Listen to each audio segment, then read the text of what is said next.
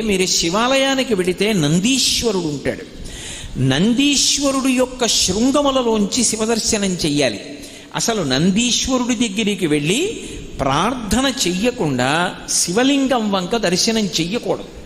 నంది దగ్గరికి వెళ్ళి మొట్టమొదట ప్రార్థన చెయ్యాలి.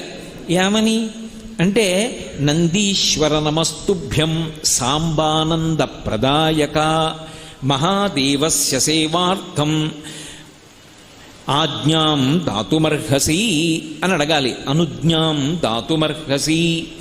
నందీశ్వర నమస్తుభ్యం. నమస్తుభ్యం అంటే రెండు చేతులు కైమోడ్చి ఇలా శిరసు ఉంచి నమస్కరించాలి.